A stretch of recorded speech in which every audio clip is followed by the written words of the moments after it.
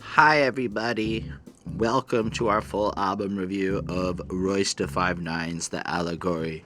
My name is Holden Stephan Roy. My name is Chris Chrome. This is the Headspace podcast, the show where we break down new hip-hop albums, track by track, giving y'all our thoughts and opinions on every single song. A great example of what we do is talk about albums like Royce da 5'9's The Allegory, and we'll be sharing our thoughts with it. Keeping in mind, everybody, this album came out yesterday based on our time of recording, so we did our best with what we could. We care a lot about your feedback, your comments, your ideas and thoughts, so feel free to leave a comment down there for us because, well, we'll interact with y'all. We'll talk and hear what you think. On that note, though, it's going to be a long one, so we're going to get into it real quick. Special thanks to the patrons: Ismail Gadamsi, Chris Prado, Jonathan Barnes, DJ Black, Hurricane, Linda Williams, Coney Sparks, and Scribble. And we'll touch on that at the end of the episode. In the meantime, Mr. Christopher, what album are we going to be breaking down today? So for this week's Headspace album, we went with Royce da 5'9's new project, The Allegory. And you may have noticed there's been less Headspace podcast. That's because I've been doing a couple of little things on the sides, and Chris will be running that by himself. But how could you miss Royce da 5'9's new project after Book Orion? Like, Book Orion fucking was a contender to steal the show of one of the greatest projects that dropped in 2017, I think it was, maybe 18. Whenever it dropped, it was fire. And then I saw this came out, and so I kind of sacked all my free time and rearranged the schedule a little bit. And here we are talking about Royce. This is the part of the show where we like to break down our familiarity with the artists we're talking about because we felt it was fair to you. Some of y'all going to have been Royce fans from 2018. Fair enough. From way back in the day, some of y'all are going to be new Royce fans, and so it's good to just kind of let you know where we're at as we go into this album. So, Mr. Christopher, why don't you tell us where you're at in your Royce da 5'9 fandom? I respect Royce da 5'9. I acknowledge where he is in the rap game, what he's part of, for like what he represents for the culture, the way that he can manipulate words and just really do his thing. The issue is that it's just I don't really bump Royce like that. Like, I'm not waking up and playing Royce da 5'9. I'm not really like, I have just other taste in music. But I do know, he used to be part of like Slaughterhouse, and he runs with Eminem and that whole super group of lyricists. Plus, I've also, like, of course, if you've watched the show before, you know I listen to the Joe Budden podcast every time. So I've heard the interview with Royce and everything. So I know who he is. It's not like I'm unknown to that name. So I know what he can bring to the table and what he's just capable of. Fair enough. For me, it was like way back on Slim Shady LP. There's Bad Meets Evil, right? And that track was interesting to me because as I think about the past more, I remember having conversations somewhere in the 2000, 10-ish range when I realized how good Royce really was on that track. Like, if I were to go back and review that album again, which I'm not going to do because I already did it, I would say Royce smoked Eminem on that freaking project. That track, sorry. Not the album, but like that track in particular. Like, Bad Meets Evil. Like, the this track is what Bad happens Meets when Evil. Bad Meets Evil. Right, We okay, hit the trees, like in that one. one. Yeah. But like, when I listen to it now, I'm like, Eminem sounds like Eminem. And like a younger me was like, yeah, shady. But when I listen to Royce, I'm like, yo, he's tight. Like, he's tighter than Eminem is on that track. Like, and then it just made me wonder, like, where Royce would be today if he hadn't beat with D12 and all of that. Anyway, I also listened to the Bad Meets Evil album today because guess what? We're going to review that because Royce drops an album. People have been asking for Bad Meets Evil. Seems like a great weekend to just capitalize on that timing, we'll call it.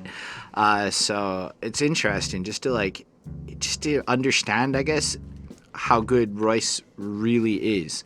Because when we talked about Book Orion, like, I don't think I fully appreciated his talent set or why, like, at the rhythm levels that he delivers or the way he raps. Like, I've come to fully, not fully, but have a greater appreciation for just the poetry and the wordplay and the lyricism that the more top tier lyricists bring to the table. Like, as an example, I've kind of moved into thinking a guy like Black Dot's a little more interesting than, say, a younger me would have, just due to the nature of my lack of understanding. So it's not just like the wordplay, it's also like the concepts. Like, but it kind of also sounds to me like they also have a specific target.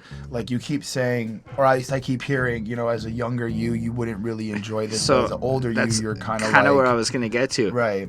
I read a lot of fucking books in the last 2 years. Yes, you have. And on you're the rail, still on that. Everything in this thing, that's 2020. I have fucking cleared 15 books in 2020, and we is in February. I am going to hit 60 books this year. So when I think about some of the concepts that like he's coming from, I find myself getting them quicker, understanding them faster, and it makes me appreciate a guy like Royce more than when maybe I didn't understand where he was coming from as well with some of the ideas he brings to the table. I would have the effort that went into trying to bridge that gap is harder, which is why I think like Royce sounds, we'll get to it on the first track, but like when I heard Mr. Grace, I was like, Royce a geek. Like straight up, like to me, I picture him moving. That's why I put a freaking book in the thumbnail of this video, because I just picture Royce reading books and shit. And but so in the best possible way. Like, it makes me respect him. It's not the first time I've heard somebody say that. Like, I've heard Royce himself be like, I'm a geek. I've heard Eminem talk about like, it just didn't like click how like fucking smart Royce the 5'9" is. And then when I was listening to him today, I'm like, oh, wow. Maybe it's because I've gotten a little bit smarter through my like reading quest, and I'm not trying to attribute it to anything else, but if you read like 50, 60 books in about a 2-year span, you will just empirically be smarter than you were before you read those books. I promise. There's no ifs, ands, or buts about it. Science agrees with that shit. So it's true. There's like studies on how like reading books. Oh no, I don't question it. Like, I believe it. Anyway. I'm just saying like science proves that shit, and I'm like fact, like just stamp of approval. In my opinion, humble opinion. It's not that humble.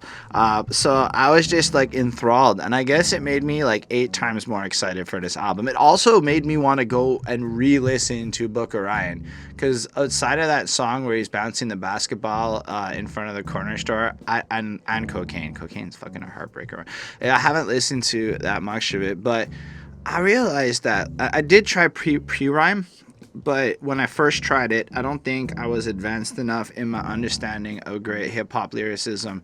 Like, I feel like there are levels to how you can appreciate it. Like, there is some beginner rap, and then there's some, like, expert level where, like, you really have to appreciate the technical grace and nuances of what this artist is. Like, without understanding, like, the deeper levels of the art, you can't get the choices to see why they're dope, you know? Mm. Like, there's just, like, it's like I feel like every time I understand a level of rhythm and flow, like, you find out there's just 5 deeper levels to it, and you think you're good, or you think you understand it, and then guys like Royce just fuck shit up, and you're like, yeah, I see you're a master, sir.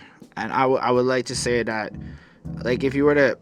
He calls himself the GOAT a couple of times. Oh, we're going to get into the album, okay? This is the show. We talk a lot. But, like, basically I see him as a guy who might be, like, a more interesting MC than Eminem. However, it's hard for me to not, like, because we have now this Royce album, Allegory, which I feel like it made me feel in a very different, more succinct way. But where I'm going with this is I was watching the first 9 minutes of his interview with Adam 22 before Bonnie showed up and said, "Turn this off, you must pay attention to me." That's really what happened. But in those 9 minutes, he commented on how he wrote Book of Ryan, and that's it. That's the personal album. Q-Tip or somebody had suggested that he rap about like different things, and he said Book of Ryan is it. Is done. I'm moving on to a new album, a new project, the Allegory, you know. Right. And then when that's done, I'm gonna move on to the next one.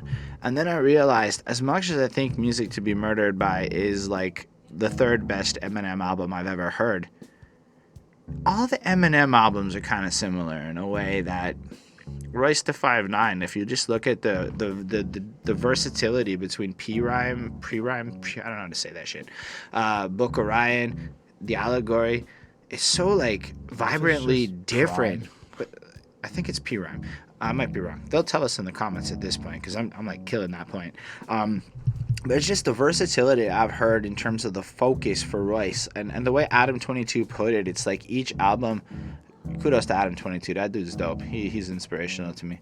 But like Royce creates like a different standard of success for each project, whereas Eminem has one standard for success. Puns for days, rhythms for days. Like it's just the Eminem effect. But like, okay, and then I'm gonna argue, and then I'm gonna argue Revival, right, and say that Still Eminem. which I understand Eminem, but the whole album overall felt a little bit more like it had a father vibe, mature vibe, trying to be this, but it wasn't. Let me reframe it. How many Eminem albums are not about Eminem? Okay, wait, what? How many Eminem albums have Right. nothing to do with Eminem? What I mean is, how many of these tracks are not him in some way or another? Like, Okay, no, I see you. across his whole career. And yeah, certainly has the violent bar shit. Okay, fine. He has like 4 or 5 core concepts of Right. songs that he will. I'm not trying to limit, for the record, because this is the part where I get yelled at in the comments. Eminem is an extremely talented lyricist who I admire and respect. I spent like 2 weeks trying to memorize Godzilla. I haven't fully got it yet, so trust me, I can appreciate how fucking incredibly talented Eminem is. Of course.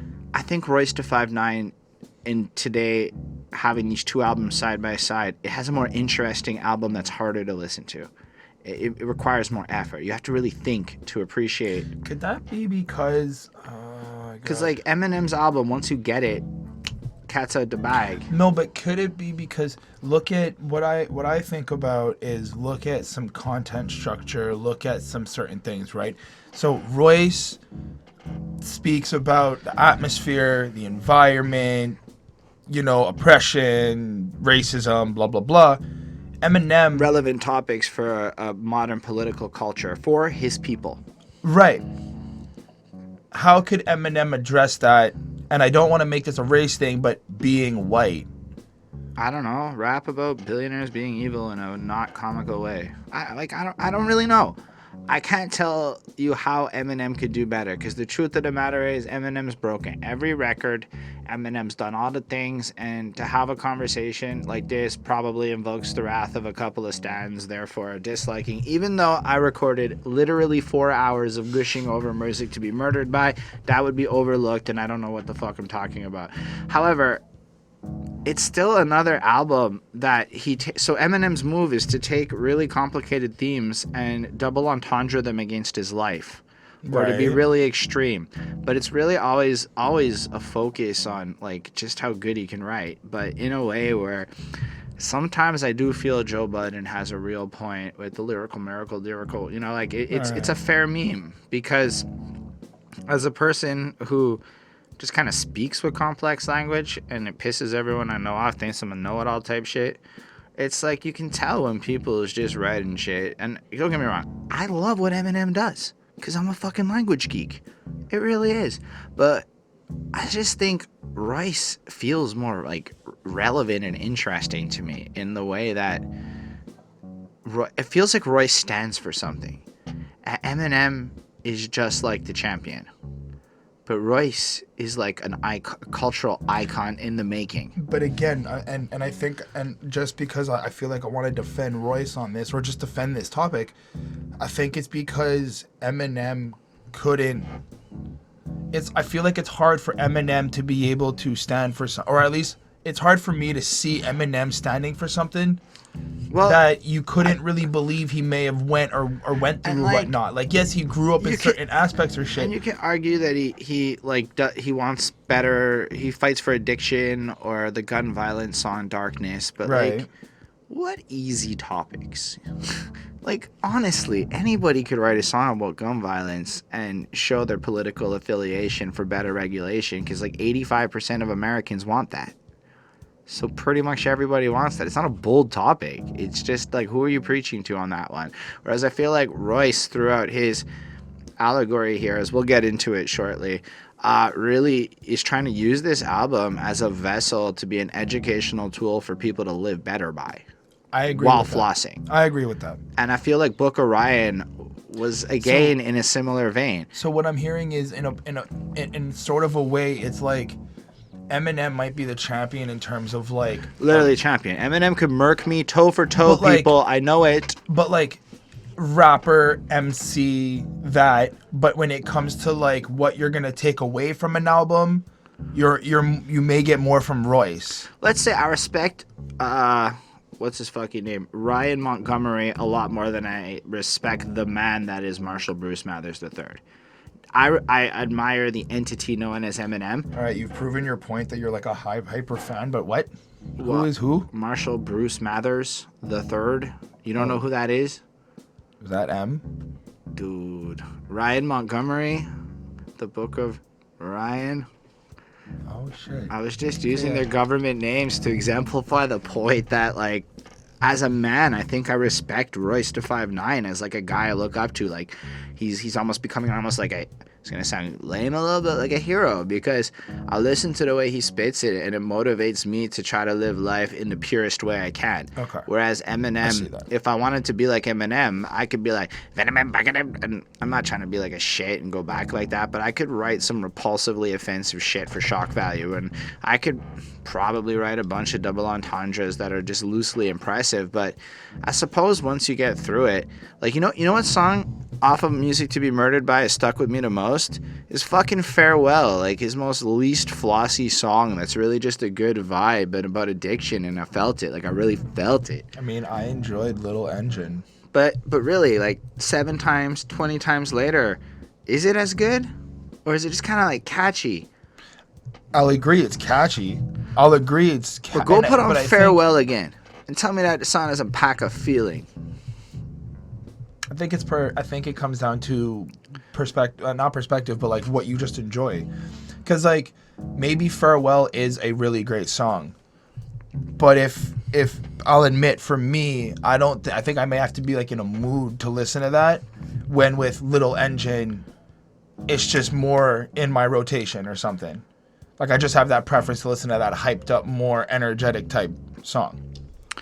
Yeah, I get that. Like, if I want to go jump, I'm going to put on Little Engine. But I think that 10 years from now, there's a lot of songs that are going to make me jump. But songs that really make me feel are harder to come by. And that's where I think it's more impressive. Because, anyway, I think this is going to be a long-ass fucking episode as we're going. So, the album's called The Allegory, and the cover has a dollar bill that looks like it's a little bit burnt up. The United and the United States of America is crossed out, so it's just the States of America. But I also want to say that the dollar bill is also kind of cartoony-ish, kind of making this this symbolic representation of like fakeness. Yeah. Not really super real, superficial a little bit. Because even the, I guess it's George Washington, if I'm not mistaken. I think so. Right? He doesn't look like the detailed version of a dollar bill or whatever bill he's on. He looks more like a Simpsons character, actually. I think it looks like a farce, which is kind of, I think, the point. Like, this album's clearly a little bit satirical. I'd rather talk about the full meaning of the allegory and what like an allegory is when we get to that skit. But I mean, the title to me, it's just cool. You look at this dollar bill and you look at something called the Allegory, and you instantly know that this album is going to be a journey and a message about, I guess, life in the States. Like, it's pretty fucking stark on to the point. Right. With enough, like you said, cartoonish detail and whatnot to kind of invoke a sense that this is not a pro-America album. It is a commentary on America. And the focus on capitalism and the drive, like, just, you know where he's coming from right away, that this systemic bullshit is a problem and let's talk about it, which I really just think is awesome, because I have this idea of how change works, and maybe I'm wrong, but the thing that inspires me a lot is just how art in like the Italian Renaissance, like 400 or 500 years ago, was kind of like used to effectively call the monopolistic hold religious types and monarchs had on the progress of science. So this is where like flat earthing becomes globing and things like that, just to give context. And a lot of it was art challenging the conventions of modern society via satirical parody and things like that. And seeing this in hip hop right now feels like we're watching the art form almost take on a higher, maybe I'm sounding pretentious, but a cooler, like it could like it's moving back away from like that party vibe, it feels, towards more of a political kind of inspirational, like instead of just being like let's turn up, sell crack, etc. It could be more, it could be like here's an ethos to live by, which I've been seeing so many guys do that it just has me so happy. Anyway, you want to talk about the cover and title a little bit? I don't have much more to say. You've covered it all. I did not cover it all. They can easily add to it. They could. I'm just, for myself, it was kind of just simple for me. I looked at it and I was like, this kind of looks satire-ish. We're going to get a lot of stories, experiences, but also we're going to take away something from this album. I don't really know what an allegory is until I got to the track on this album. Now you know what an allegory is. So now I know what it is. Would this album not be Oh, it is. an allegory? Of course it is. And like that, and then I started kind of thinking of like once, and that was, I think, my problem at first, is the first couple of tracks I was like, you know, trying to really review it and just kind of get through it. But once I understood what an allegory was, I was like, all right, now I can look at this as a whole project in a specific light, which is really, really cool. Pretty much it. All right. We talked a lot. I know. Fuck it. It might end up being 3 parts if I have to. Oh well. More videos for us, Mr. Grace. Woof. I heard this track and I'm like, Royce is the kind of geek I want to hang out with and have good conversations with. Royce to 5'9", if you're watching this, can we talk and do an interview? That would be so very cool of you, sir. That would be awesome. I have respect for Royce. This isn't going to be one of those ones where I have much any, you know, sometimes it's more trollish, make fun of him. There is one point of contention we'll get to, but it's not right now. I know Chris has stuff to say, but I'm just... Go. So I think a lot about being a dad at this point in my life. I don't have kids, but I'm 32, and a lot of people around me do have kids. I think a lot about how full of shit parenting is, because like parents just fucking lie to their kids all the time. And I noticed that when it comes to people born in my fair city of Montreal, this is statistical, anecdotal generalizations for the sake of conversations. It's not applicable to everybody, but the people born here in my western homies, what's up? They all tend to lie out the fucking ass to their kids for the sake of whatever, and that's been baffling to me for whatever. Cause like, yo, the world's fucked up. Like, people do bad things and shit, especially with marijuana being legalized now. A lot of parents are forced to have some uncomfortable conversations about marijuana with their kids before they're ready. To me, this is failing of parenting. Marijuana's around. Your kids should be aware of it. Like, what? It's uncomfortable? Cool. But you should still be aware of it. They know about cigarettes. I mean, even just saying it's uncomfortable, parenting is uncomfortable, period. Right. So, all that to say, I find people that are not necessarily born here that I've encountered, and my company does have a very diverse ethnic background of folk not born here. And a lot of those parents tend to be more honest. And I've been Santa at work for 6 years in a row, and is Santa not the most full of shit bullshit ever? Like, we all know this is a self-serving, capitalistic, whorish-ass holiday, right? Santa's brought up in the start of this. But we all know this. And I dress up in a fucking costume where kids look me in the eye and call bullshit. Like, they know it's bullshit. They know they're here for the present. I mean, half these kids are English, half these kids are French. And yo, quand je parle français, c'est comme ça. Le même exact accent comme when I speak in English. So, like, what I was saying is my accent don't flip. These kids are not stupid. Yo, one kid looked and said, that's the fake Santa. You know how I know? He doesn't have the gold rim glasses. I'm 32. You think I fucking care about gold rim glasses? I forgot that Santa. I was like, fucking kids are dumb. They're not dumb. So we lie to our kids for like ever and ever and ever. and then everybody's kind of whacking her. There's no accountability in our society no more. Imagine if it was all just brutally fucking honest with kids, like, you know, back in the olden days and shit. I'm not really a fan of the olden days, but sometimes I ponder if, like, being more honest with children would be smart. A great example is the way that this album starts with an introduction of Derek Grace II and his daughter discussing a series of questions. Like, he's daughter, or is it a boy? Or son. It's a son. Sorry, the daughter's the other one. And it's like, what is America built off of? Violence and entrepreneurship. So if you had to tell another 6-year-old like yourself what to look out for, what would you tell them? They would kill you for the right price. And I'm like, that motherfucker's telling the truth to his kid. I don't mean to call him a motherfucker like that, but like, I was just so, like, to me, this is what you should do.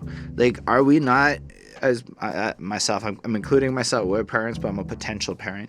Are we not, like, responsible for educating our children of ethics? I've noticed that a lot of parents put that accountability on schools and other systemic things while they avoid it. Could it possibly be also just based on your environment and surroundings? Like, to be fair, we don't have the same type of jungle that the States has. We don't have the same type of laws or systematic oppression or whatever. Maybe I'm talking out the ass. That could be 100% true. I guess my point would be, but, like, would you not agree that the way the white collar world works with 2.5% raises and other bullshit as life gets more expensive is a kind of weird situation? Yeah. Don't you think it would be probably more practical to, like, be honest with kids so that they don't turn 20, figure out life's bullshit, and get mad? Like, now? Like, imagine if, like, they had been primed by their parents to know that life is not fair, it's dark and cruel, and there are bad people out there. Like, imagine if everybody had to read, like, the autobiography of Malcolm X, right? That book significantly fucked up my conventions and understanding of things, because it's very powerful to read what that dude, like, what his life was about. Right.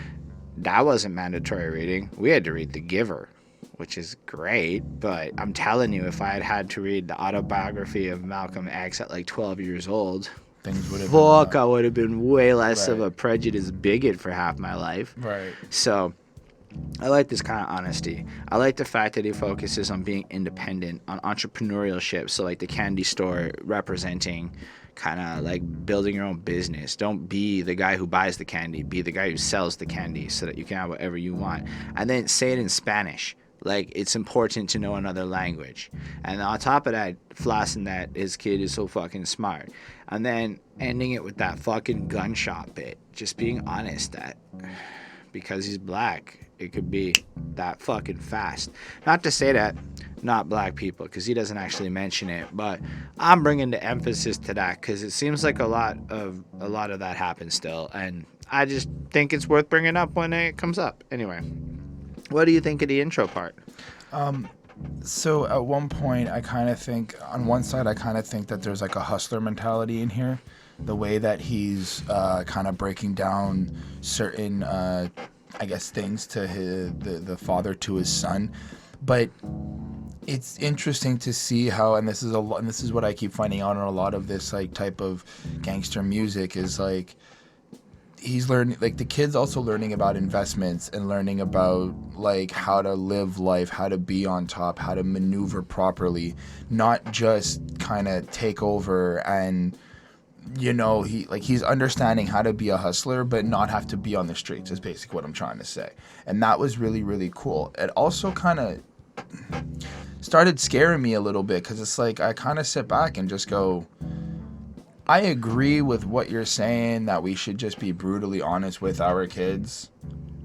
But why is it that the brutal honesty has to be your country's fucked? Because your country's fucked. No, I know. But that's my thing. I'm just saying, like, imagine if the brutal honesty was, you'll have to deal with bullies at school. That's fucked. That's part of your country being fucked. Oh, okay. Is it not fucked? Have to do with bullies at school? I do. That's cool. That's a good thing. I'm not saying it's cool. I'm just saying, like, bullies at school are one thing to deal with. Your government and your whole bullies at school country. can have you fucked up for life. I mean, I'm not certain why we're applying magnitude here. here's the thing. You can pick any area of life right now and shit feels kind of fucked up. Like, life is not a meritocracy where good things are, like, rewarded and shit. So part of the problem, in my opinion, is everybody lies to their fucking kids in the middle class. You know who's really fucking honest with their kids? Rich people. They break down how the world works and teach them valuable skills they need as fast as possible. You know who also is pretty good with their kids? Poor people, which is, I believe, a little bit what's being reflected on this album as a thing that you should be doing in either of these, in all the economic groups. Right. But what I'm noticing is how the middle class is pretty fucking shit at this and lies to their kids instead. And again, it's not across the board. These are just frustrations I have, and nobody gives a fuck in my real life, so I talk to you guys on the camera, okay? But what do you think about the song part? I thought it was cool. I also realized that there's going to be a lot of topics of conversation that I may not understand. But I thought he really came in solid and really kind of set up the context of what the album's going to be. Following off from the gunshot sound and just kind of that intro that we were getting, he starts off with, was told to hear no evil, see no evil, speak no evil, in a place that hears no evil, sees no evil, where the oppressors see no color. That's just incredible. Right. White people, and I know a lot of white people, don't want to address color as like an entity.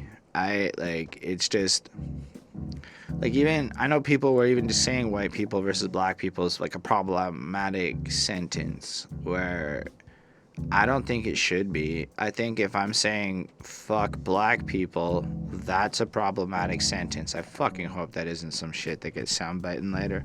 But what I'm trying to convey is, I think it's all contextual, but the oppressor in this context is going to be white people, and being played on the hear no evil, see no evil, speak no evil, which is essentially shut the fuck up and play your part.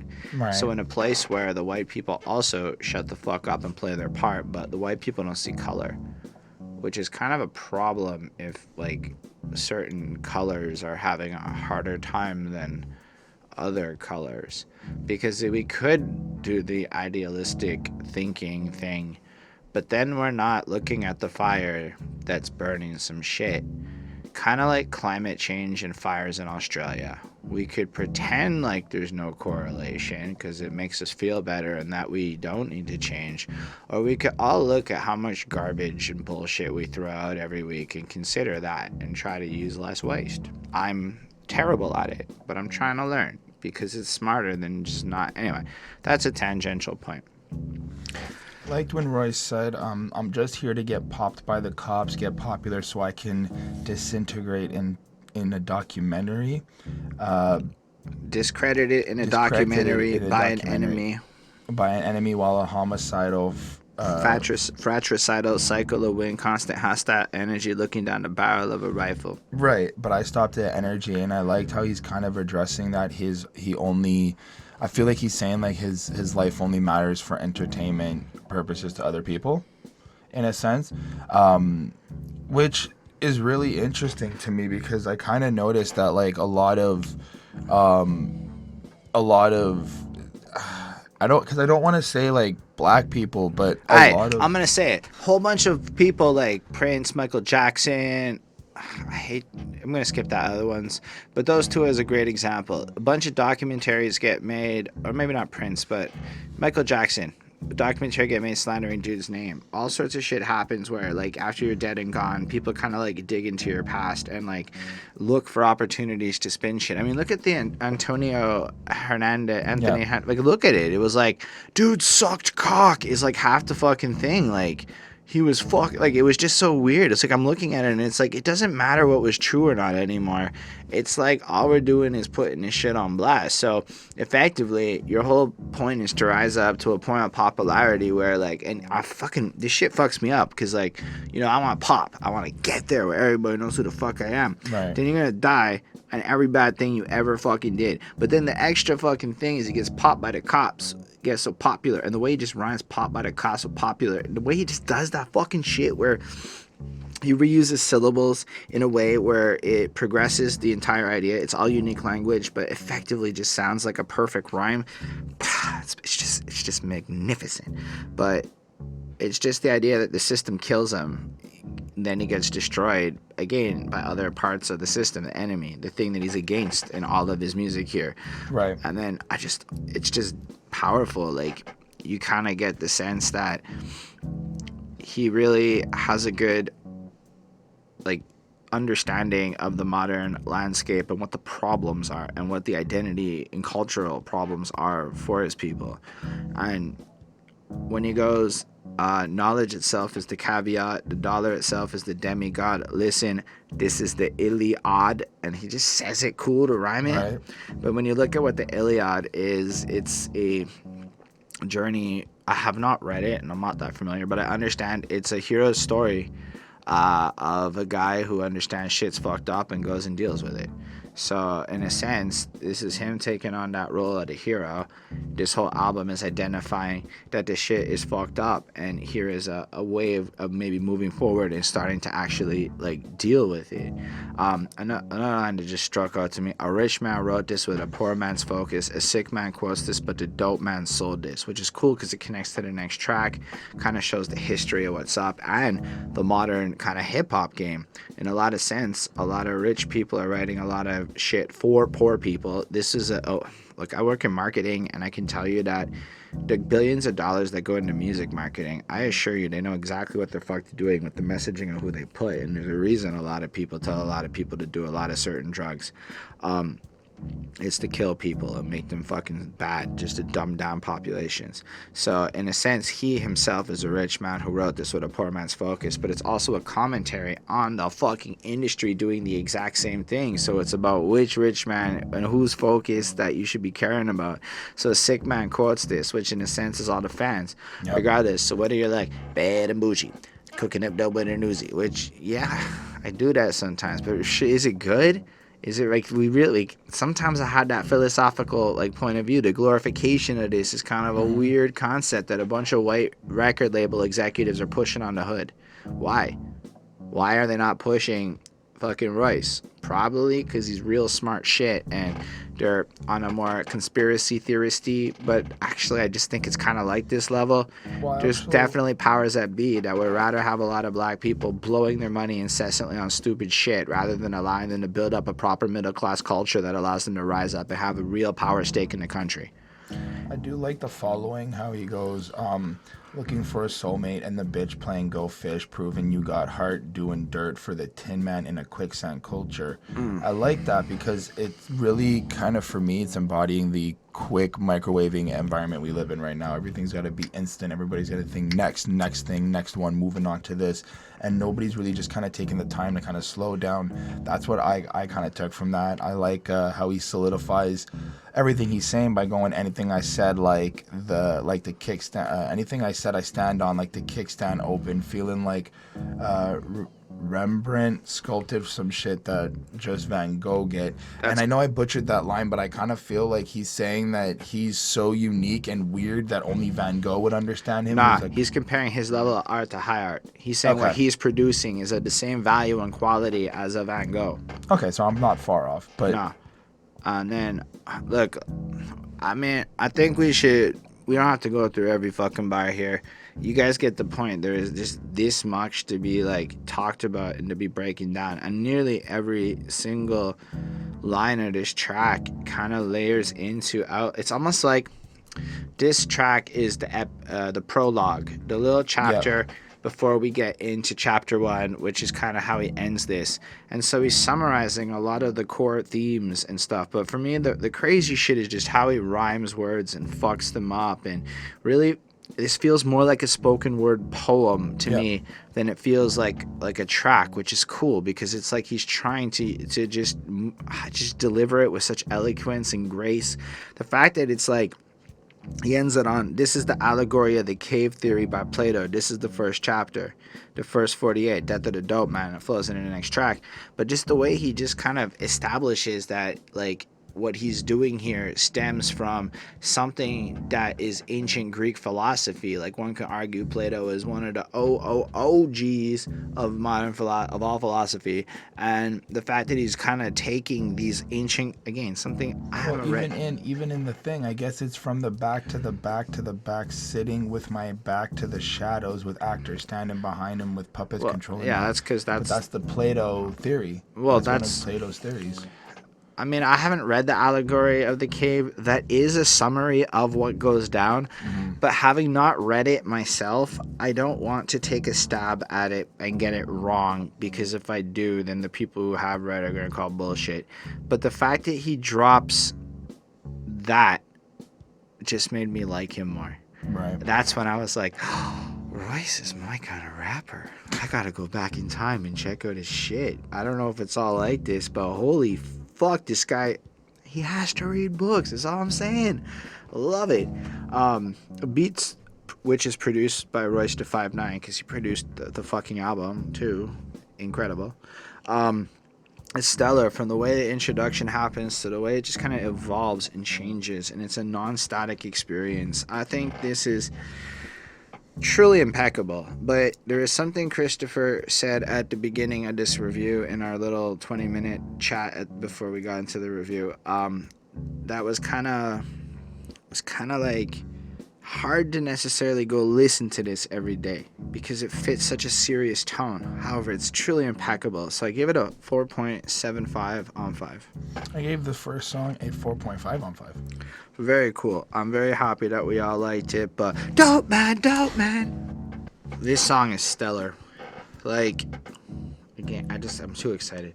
It starts off with this beautiful singing part, and really it's a glorification to the dope man from Emanny.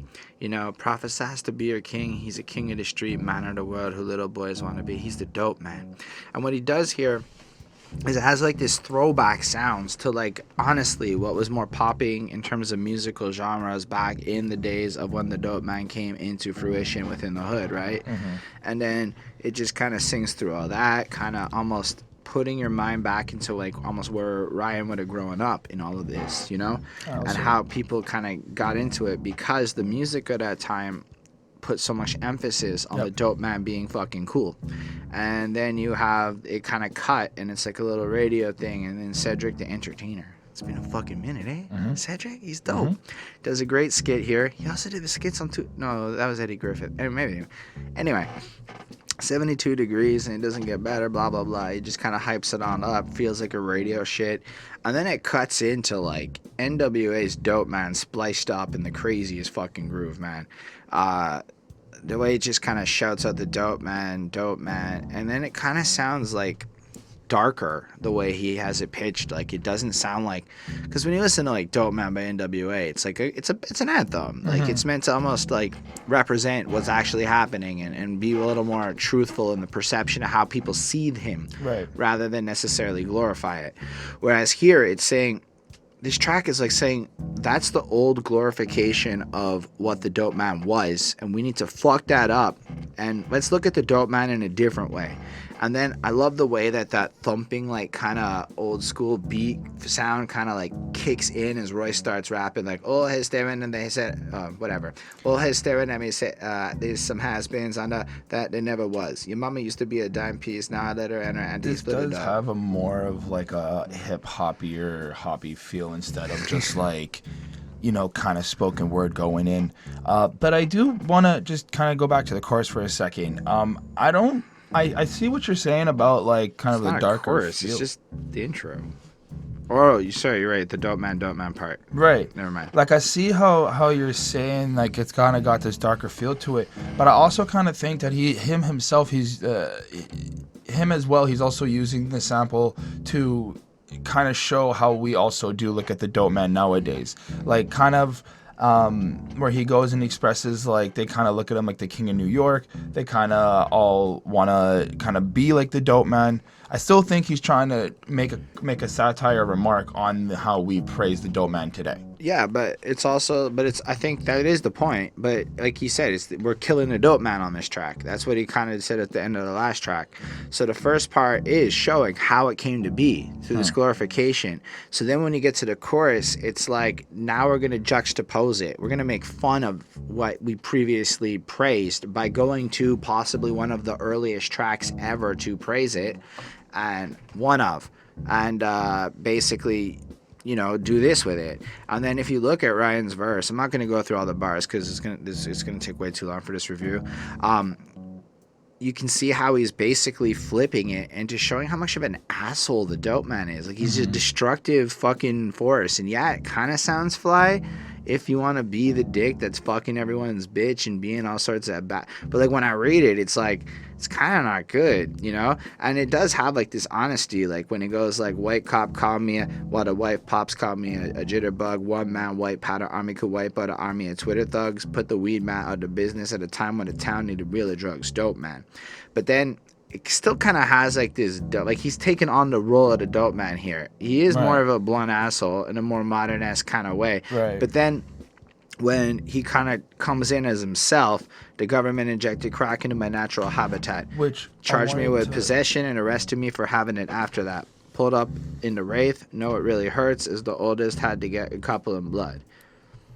Well, I wanted to say that with when I heard that part, I was like, whoa, hold on. So you're saying, like, the way I kind of interpret it was like, what if the government never put drugs in the hood or the projects or anything? Would Royce da 5'9's character of the dope man be acting the same way? He wouldn't exist. Because there's... I mean, yes, okay, that's true. Because, like, there's literal proof that the government dropped guns and fucking crack. Like, they would drop crates of this shit into the hood to kind of get everything started. And, like, look, there was the weed man back in the day, but, like, people don't get stoned on weed and fucking act out in the same level of ways, you know? Right. It's a calmer vibe. Like, weed probably would have had a much more productive situation going on. So weed's a cool like drug that has medicinal properties and shit. So instead, let's give them something harder through the hard times, you know? So they simultaneously fuck up the housing system and then throw in hard drugs. It's just whack. So instead of praising the dope man, just kind of understand what he is what I take from this track. Like, maybe we should treat this differently and be a little bit more honest with our music. We go back to the beginning and clip the idea. I also kind trying of to bring him like attention. I also kind of felt like there was this idea that because the dope man was created by like all of these things and having guns and drugs into the sent into these areas, I feel like he's also trying to express that the level of control that's happening and how people are just so blind to the level of control because they're glorifying this character of the dope man. So yes, that was cool. That's it. You got it. Spat on. Yes, I understand. But is the beat not fucking banging? The beat is stellar. I really like the energy that we get through this song. I like how, and you know what? It's something completely different.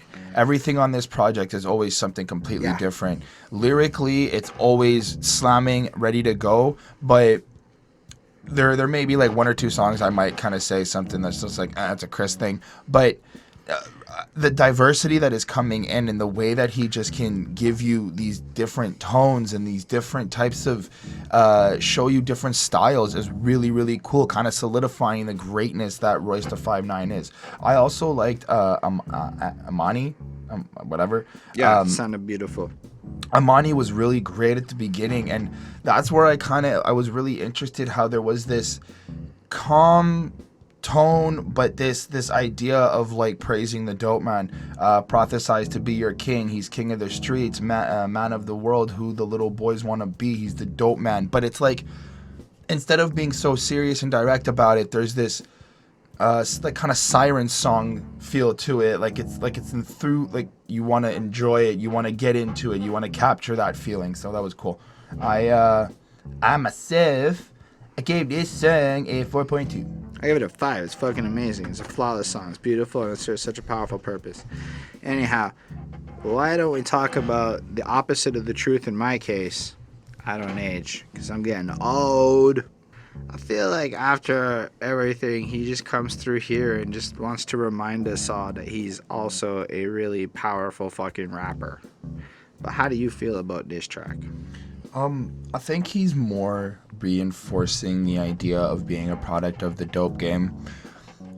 Keeping that same theme, that same energy coming into this song. But I also think that there is a idea that he might get older physically, yearly, all that shit. But the idea of not aging is like when you come from such an atmosphere, when you come from such a place that is this dark, this negative, this hostile, sometimes it's hard for you to grow up. Sometimes it's hard for you to keep that mental state. I kind of feel like that's what he's trying to say in this track.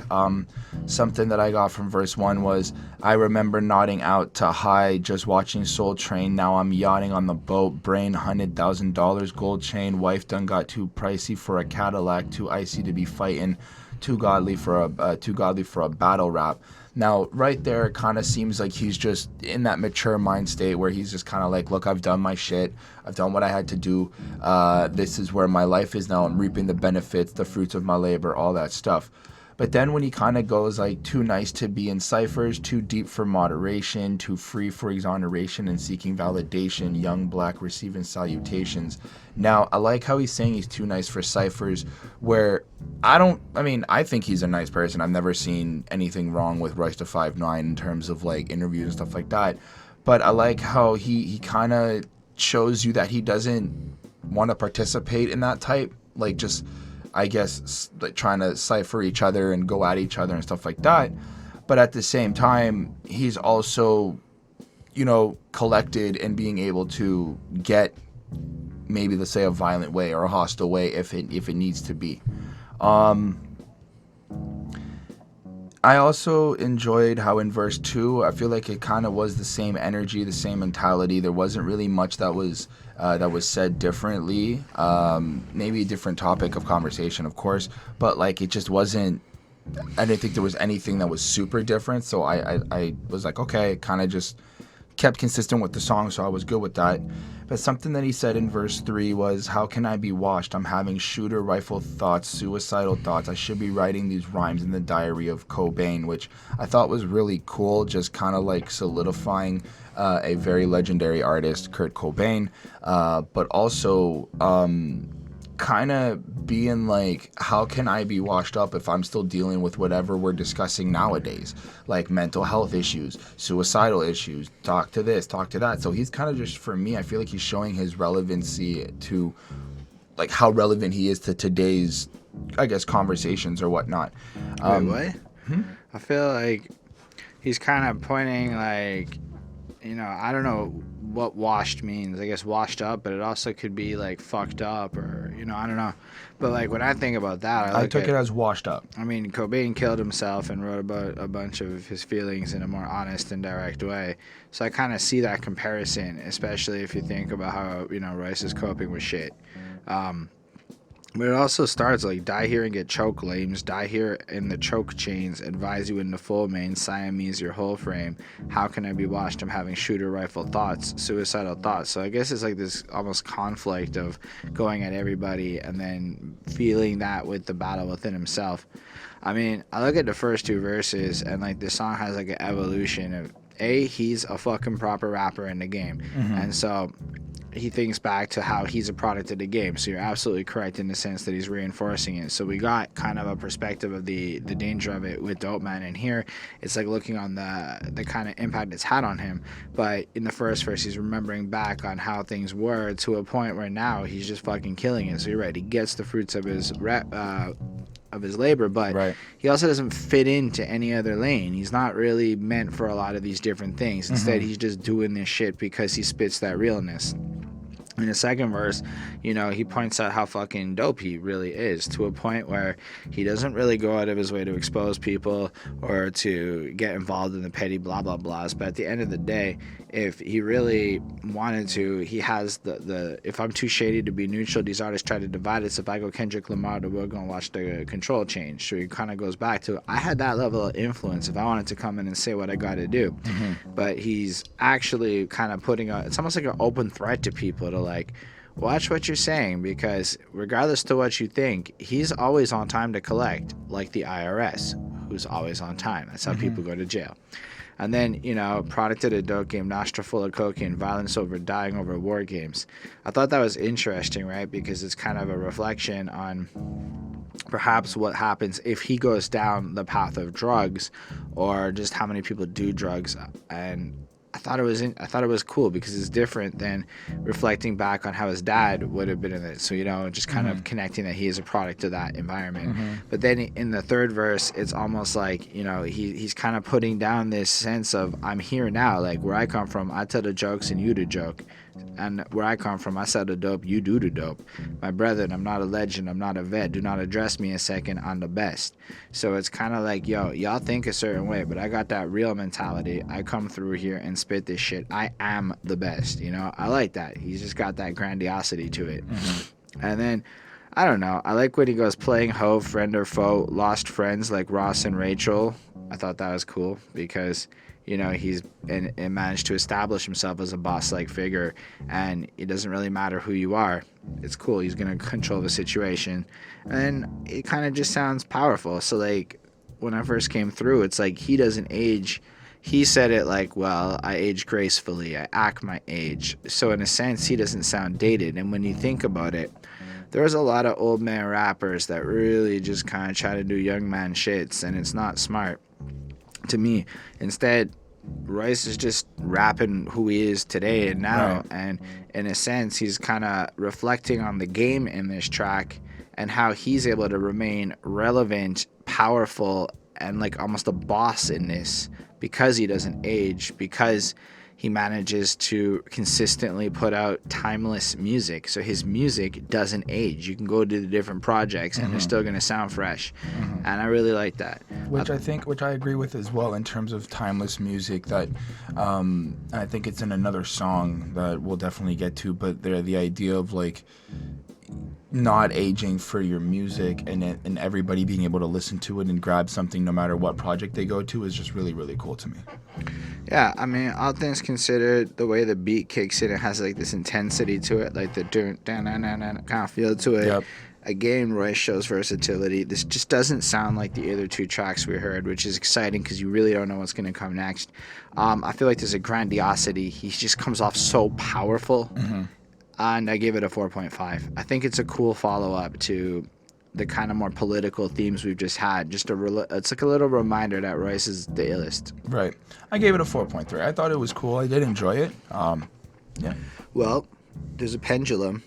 All right, Chris. No, I had trouble with this one. I need you to explain it. I'm going to just call that right now. I will go along and give what I give, but go. Okay, great. What did you give? Did it sound good to you? I enjoyed the overall song from it. I enjoyed what I guess I kind of understood was trying to kind of be said, but I don't think I got the actual message from it. So I like the head bobbing feel to it, the aspects of the chorus. I like how the idea of robbing the rich and leaving them with the bill is kind of like, I guess, some type of revenge or vendetta that they feel that's been happening to them, and finally they're going to get like a taste of their own medicine. Honestly, like I even said, let's I don't really pretend. Go on. Knowing that Soulja Boy is the outro. What? I'm my mama. This is my shit. I'm taking it right now. 2019 is my year. I recorded the whole mixtape in 24 hours and I dropped it. It's trash, bruh. Making these trash ass fucking music, bruh.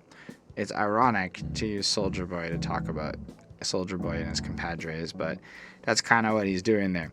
So now go back throughout the whole track and consider the rich, the pendulum. All of this commentary is on Royce da 5'9" and the underground real squad, who do not make the same possible level of money. I'm going to assume Royce is set at this point. Because I do see but like the... Imagine that When it ain't nothing left for these hoes but a bitch, and ain't nothing left on the heat but the stove but a brick, ain't nothing left to eat for the poor but the rich, and the Lord sends the pendulum. So now let's assume that the rich here is the capitalist whores, the music industry, the pop acts that are basically selling poison to the kids and that type of shit.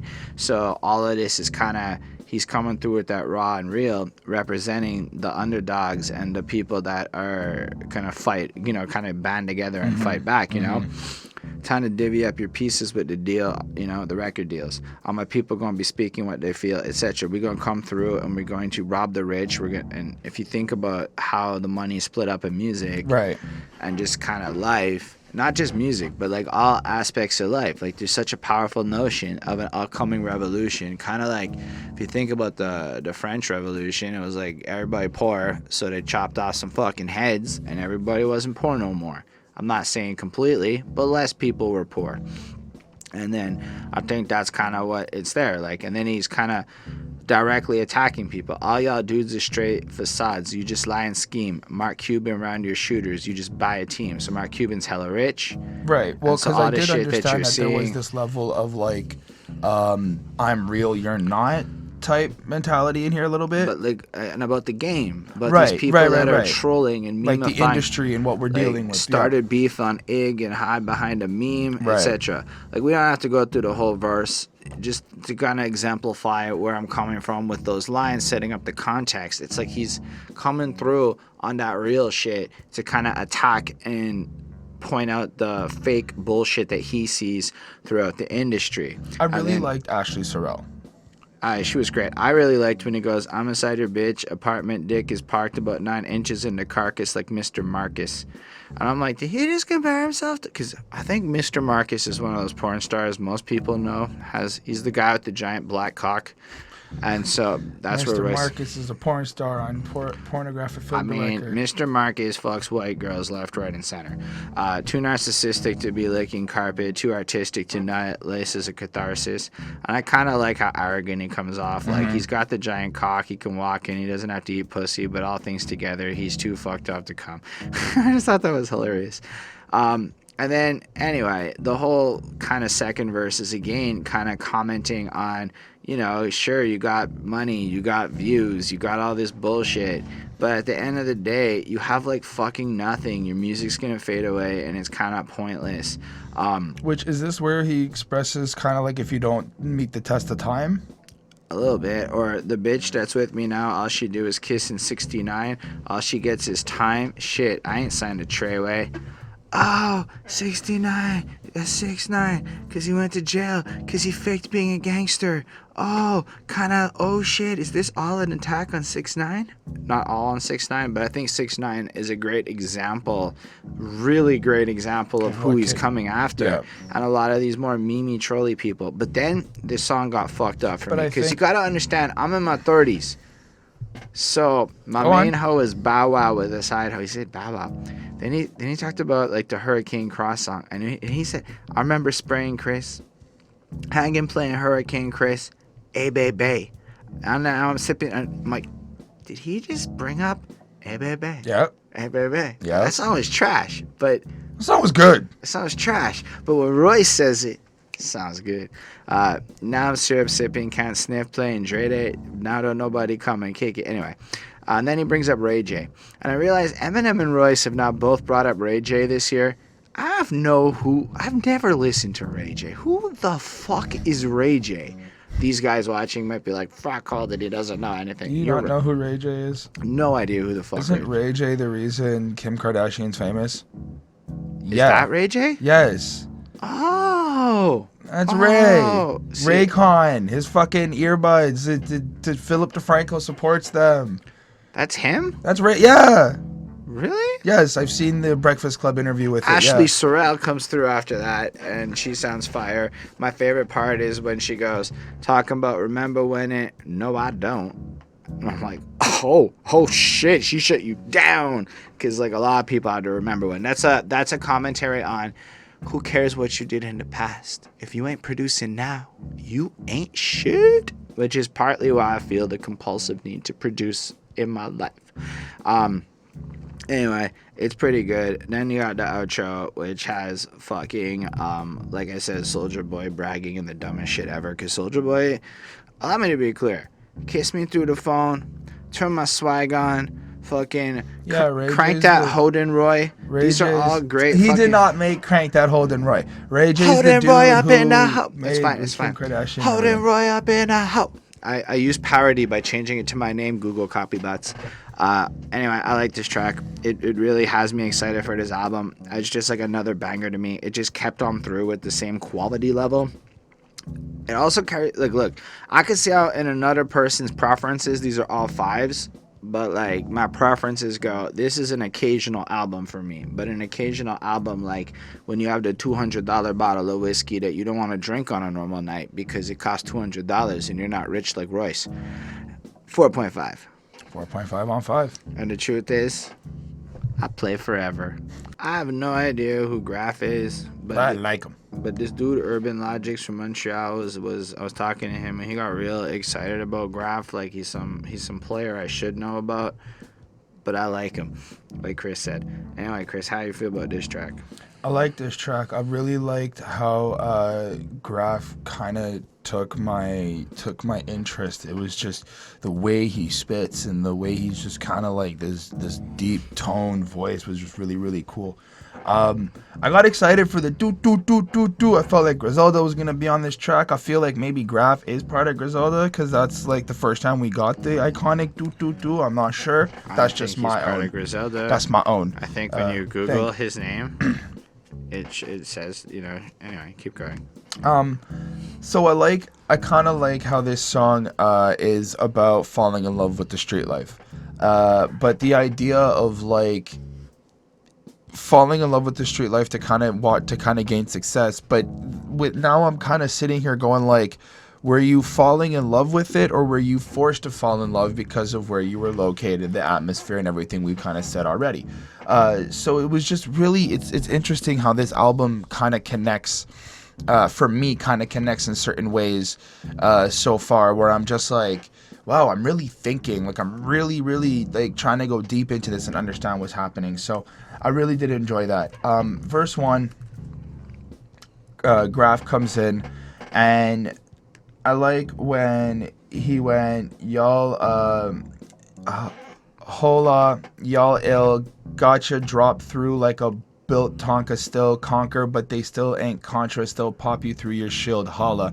I like how he's playing with that syllables. I like how he's kind of just going in and not really like, he's just kind of saying what he's got to say. But I don't really think I understood his whole verse. I feel like he's more just kind of bragging about who he is. I see here's like a verse here. I wasn't in the room, but on the mini scooter or licking hooters with a spliff or Buddha. I was in the inner city sewer, underground, dirty in the manure, clipping the Ruger because I was raised different than you were, which is really cool because he's addressing like, you know, he comes from a different life than a lot of people, and because he comes from a different life, this is kind of what you know, he had to deal with. And it's hard. If you're not open-minded to what these guys have to say, you'll never understand. But because, you know, I follow a lot of hip-hop, it's really interesting to really just kind of be open-minded about what these guys are saying and kind of understand like what they had to go through and just how they feel about it. So that was really cool. I like how he said, you all wonder how I come from the swamp and the pond scum peon, comparing me to y'all is beyond dumb. I like, again, just more of that type of bars, just not, I don't want to say repetitive, but it felt like he was just driving home this message of we are not the same. How do you feel about Graph's verse? I liked it. It felt like real proper. I like his kind of singiness to it. I just feel like he represented more of this old school lyrical kind of sound to it. Like, you know, look, we got a raw deal, not at all chill. We run up under your food like shopping cartwheels. It's bars. It just kind of comes in like groceries are kind of raw. Maybe not always. Anyway, I kind of feel like he's reflecting on, again, just where he's from and the same kind of environment that Royce is in. And it just kind of felt like he bounced around with the same vibe. I don't know, just again like following up the last track and just kind of doubling down that we got some real shit happening on this track. I didn't necessarily get the same level of deepness that we were getting on the last couple. I feel like this one is just more of a lyrical flow where I just found myself really enjoying the sound of it a lot more. I mean, even Royce's verse, it's just a lot of bars and shit. And yes, he says a lot of stuff in it, but it just kind of sounds like two smart dudes spitting rather than playing through. It's almost like the last track was taking shots at, you know, what the mainstream is, and now here's an example of what we should be happening. Almost like the first pocket of this album wraps through to giving you another, like a template for what a timeless track is supposed to be about. Like, even if you look at Graf's verse, like, I'm Austin Wells tossed in a garbage pail. I'm from the bottom, not from Harvard or Yale, darling.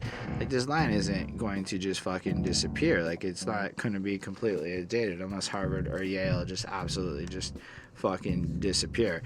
And in case you're wondering, Austin Wells is a baseball player. I had to look that up too. That might date the line a bit, but it's still Anyway, go on. What do you think about Royce's verse? Well, I mean, I think the same thing. I don't really have much to say about Royce's verse because he gives us exactly what you're expecting him to give you. It's really dope. It's really just kind of a lot of back and forth from what he used to be to what he is now. Starts off with, probably took a shot, even shot a few too. Now my future bright, looking out is futile. My mom was frugal, my pops was brutal, school of hard knocks, all I did round the clock was doo-doo. So you're kind of getting this like idea that this is what we went through, what we had to live with, why we act the way we act. It's just more of that reinforcing energy. On the block all day and night like prostitutes do. Every artist out there, y'all like the charts, y'all like on the charts are doo-doo. I like how he rhymes do the sound with doo-doo as in like your shit. I'm from where thoughts will convolute you. The cops are cuckoo, charge you, try. So it's like, again, more of just, this is my environment and I need you to understand that because I come from this is why I am who I am. Like, maybe not so much Royce the character, but Ryan himself is like, this is who I am because of this. But I also think it's like doubling down on the idea that given where he comes from, his only opportunity is to create something of a higher value. Like, just the idea, following up from the doo-doo shit, like, growing up, the only doctor you knew was Dr. Dre, Dr. J, or maybe that Dr. Drew dude. It's just the idea that, like, you don't get access to healthcare and normal shit like that, you know? And then, I don't know, I like when he goes, I play forever, dog. I play forever, dog. As far as the art, I'm what else but Magellan, dog. Hella bars, Nelson Mandela, dog. And look who he's like comparing himself to, right. Like top level names of history that are not going down. And so if we just look at how, you know, from the era of when it was the dope man to kind of looking into how to create a timeless sound or an idea set, and this is basically, it seems like an attack on the fake hip-hop culture that the mainstream perpetrates versus what Royce is offering here in a direct assault against it by showing that given the environment he's coming from, he can effectively call bullshit on what the fuck you're talking about. Right. I think that's a lot of also part of where it's coming from. I definitely dug the track. I thought it had the same kind of level of quality of everything that we've been getting so far. I mean, I don't have as much to say about it because I feel like I'd start parodying some of the ideas already dropped, and there are certainly other ideas to have. His rapping is of equal quality. The freaking stuff is great. I like when he compares himself to Che Guevara because, again, it's that revolutionary thinker, that sense of purity, doing what's right rather than taking into the ego. It's, in a sense, you could look at like a Fidel Castro versus Che Guevara, and he's almost looking at Fidel Castro's fakeness versus the integrity and power of a Che Guevara type. Anyway, maybe I'm off on Fidel Castro, but as I understand it, he wasn't as great as Che Guevara was. Either way, sounds a 4.5 to me. Yeah, I also gave it a 4.5. And then we got some real history on the next one. Let's talk about the ice cream interlude. So, this is the lovely interlude where we learn what an allegory is. Basically, it is, I don't know who the people are, but it's a kid going, "Hi, mommy, what's an allegory?" She answers, "An allegory is a story with a subliminal meaning that has a political message based off the writer's mind." So essentially, it's like writing a hidden message that's political into some innocuous shit, I suppose is a way to put that.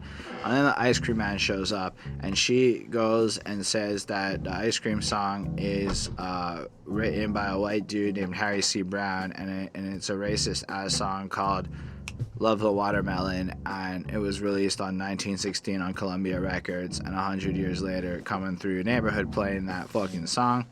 And then he goes, "Hold up, aren't you Never Teddy 69 from Tinder?" Which I thought was a funny response to kind of deflect. Like, she comes in with this powerful fucking truth, putting this guy's accountability. Like, look, sure, you need to make a living and shit, and yes, that's the ice cream truck song, but should we really be playing the ice cream truck song knowing what it is? I went ahead and listened to the ice cream truck song because when I found it on YouTube, and I'm like, oi, go vault, man. It's got a whole cartoon and shit that went with it. It's from that real bullshit era of like minstrel cartoons and stuff. But then what's the deflection here is he goes, "Aren't you from Tinder?" Like, that wasn't a response to anything, but it's probably a good... So that's where this becomes an allegory, because this is where the subliminal part comes through. Everything's real obvious. You have this smart black woman trying to educate a person, and also whatever, showing what's up, and the response is, "Ain't you that hoe from Tinder?" That's a commentary on how people, and I'm not saying men in particular, but just people respond to having their conventions challenged with harsh truths and reality. This motherfucker allegory up in here. Because of the ending, where it juxtaposes the meaning of shit based on the mind of what Royce was trying to challenge your conventions. What do you do when you face the harsh truths? Real good, eh? Interesting. 4.5 on 5. Interesting. I think I gave this a 4 on 5. Because you didn't understand it? Well, I kind of took it just more like you never really know who's who, and not everybody's perfect. For me, it kind of was like the dude kind of responded with the Tinder thing kind of in a way where he was defending himself like, "I'm just trying to do my job, and you're just here giving me a whole shitstorm with my day, all this stuff, telling me about, like, you know, I'm writing this through my community and stuff like that. But you think right now you're all high and mighty, but aren't you this? Like, behind closed doors? Like, isn't this..."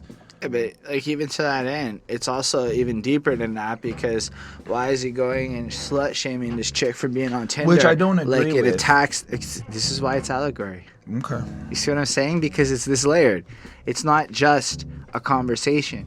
It's a conversation that when you start thinking about the nuances of it, you realize it's a commentary on how people treat smart women. Right. It's a commentary on how, like why is it Tinder in particular, right? Because if it was really judging, it's like, "Ain't you that hoe?" No. And it's not like they matched. It's honestly like he saw her on Tinder and remembered that she's the hot chick from Tinder. I see that. Like, maybe they matched, but it didn't feel that way. It's like he recognized her from the dating app. That's crazy. It's pretty cool modern allegory. Yeah. Are you ready to move on? Yes. On the block, yo. Man, I'm still thinking about that ice cream thing, which is cool because it kind of moves you into a different vibe. So I think the ice cream skit also contextualizes just the lies and the subliminal kind of messaging that goes into people who are on the block. But what do you think about this track? I thought it was cool. I thought it was still, I guess, in a way, the same type of stuff we've been getting. There's a lot of, like, kind of just emphasis on, I guess, topics that are not being discussed as much. So this song kind of has a more smoother beat to it. It also has DJ Premier. Can we just comment? It's, I think, the first one that has extra production. Right. I like how there's like that old school DJ scratching feel. That was really cool to be looped into that. I like the auto-tune piano in the background. The chorus kind of feels self-explanatory. But I do feel like I'm missing something overall here. In verse 1, I like how Royce at one point says, sink an entire empire with my placebo methods, rebuild an entire empire with my tuxedo measurements. I'm the lyrical audio version of Mona Lisa, recorded to tape through Mama didn't give birth to me, she just aborted the golden ratio. I really like all of that. Just for me, kind of explains like he's just writing what he feels. He's kind of making up the placebo method. For me, it's kind of like he's making it up as he goes along, and he's seeing that it works, so he's trying to implement it with other people. Placebo is the power of suggestion, right? So it's when you make people believe in shit, effectively stuff that might not exist. So I kind of took it like, if we look at the bigger context of the album, he's trying to shatter the cheapness of what has previously existed, you know? Pinot in them cups, you know, it's a fancier shit. Contraband and quarter panels, etc. Put your faith in mortal men and he shall terrorize your trust. Shots ever clear, if nothing, just to sterilize the Dutch. And it just kind of feels like, you know, it's a little more, you're getting fucked up a little bit, but not necessarily. And then he goes into the placebo methods, where it almost feels like, if you think about everything he just said, maybe it's not actually about getting fucked up. It's the placebo, putting yourself into a mindset of almost being fucked up. And then through that power, that internalized strength. And I'm just kind of guessing here because he's sober, right? Like, he's not drinking at this point in his life. And then sinking empire with my placebo methods. So being able to put yourself into that mindset, being able to create that effect of these different things with your voice is enough to kind of rebuild it all. But with the tuxedo measurements, it shows the class.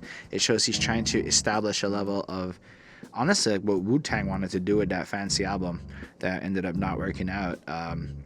But like, yeah, he just kind of came out, and he's a piece of art as opposed to just being another rapper. But I do like how there's this sense of, like, again, people look up to these type of guys. In the chorus, Oswin Benjamin, I enjoyed him very much. Come to the block and make the papers. Come to the block, come to the block and make the papers. Kids hustle on the block. My theme is all about making the green. The style is mine, well defined. Kids hustle on the block. Like, I feel like they're still kind of bringing up this. What's cool is they both sing the same chorus, and I like it when the chorus switches and each artist does their take on it. Right.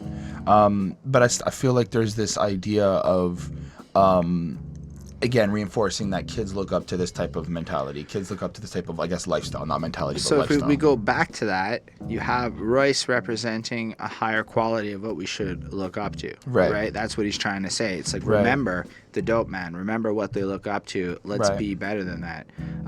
With Oswin Benjamin, you know, Kool-Aid known by colors, boy, we ain't no flavors.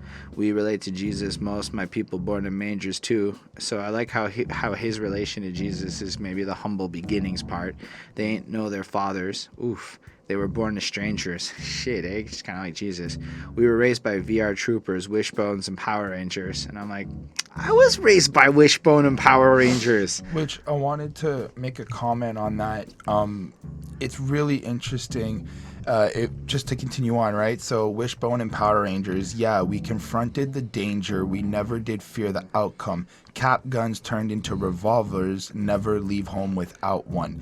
So for me, I kind of look at it, and I've been saying this, I've been thinking this actually for a long time, but I was watching Power Rangers. I enjoyed it, but I also thought that nothing could stop me because that's just how much I believed in, like, being a Power Ranger.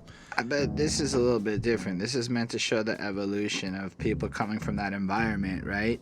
And then when you're confronted the danger, sure, you're going to be like a Power Ranger, but in their lives, the danger's actual fucking guns. No, right, but what I'm saying is like, I was also, I know that I'm talking about myself because I don't want to talk about anybody else, but I'm trying to convey this idea, like, in Power Rangers, there's guns, there's fighting, there's this, and it's okay for a Power Ranger to do that. And it's kind of like, the environment, the kids watching this are kind of learning, like, it's okay to do this when it's justified. But, like, I feel like what they're trying to point out is these are the same kids watching Wishbone, which is a powerful thing, right? Right. I watched Wishbone and Power Rangers, and he was in the hood and there were guns, and I was not in the hood with guns. That's what I took from that real connection point. It was such a clever line, in my opinion, for the broadness of it. But, you know, so they always had the guns, and then we was broke on a mission for those sold integrity for neck when chicken heads come approach. Bitches swallowed dick and sang on Sunday, but this ain't vocal. We were suckers, though. We tried to make a wife out them house. So it's just the misunderstanding of the judgment of character. They were kind of distracted by the let's say, the more nefarious lady types, and it's just a mess. But they were dumb enough to fall in love with these people who basically used them, etc. But yes, some of this may be universal, but what I really think is saying is, at the end of the day, that environment and possibly the music that was inspiring them bamboozled them, you know, by the bamboo wearing bad bitches with the fat cheeks, you know. And then it just kind of made us wait on the same pussy that got ran through like a track meet. So it's like they got so stunned by these women and shit that they were willing to kind of, you know, be fools, which is pretty normal and whatnot. But then you have Royce in the third verse. Young people get on the gram and they got to start talking all silly and shit, talk about running my city and shit. He's really salty about that. I don't know if he's talking about Yellow Wolf or other people, but all of this old gun hostility shit, artillery shit, all this menacing killing me shit, reminiscing about prison ain't really the shit. But that's not even, I don't even think that's directed to anybody. I think that's just general observation of what is happening on social media. Like, I just hear that everywhere. I've seen a lot of the younger rappers, but not even talk about them. I've seen just a lot of people just do that. And I think it's almost like to the point where he, again, is reinforcing he comes from a real version of what this fake idea is coming out. Exactly. And so they come through with their stories here, and then to tie it all back into the core concept, you have that third verse where he kind of shows, man, these people don't really get it. Right. And that's kind of what I took from it. So I really like the level of depth he's still bringing on this project. Overall, I think this song was pretty good. It's a smooth fucking jam according to my notes, and I give it a 4.5 on 5. I gave the song a 4.3. I did enjoy it. I thought it was really solid for what it was. All right, I think we should move on then to another little skit thing, because the generation is broken. I'm left with a very underwhelming This Is Fine, but I guess it does its job to move the album along.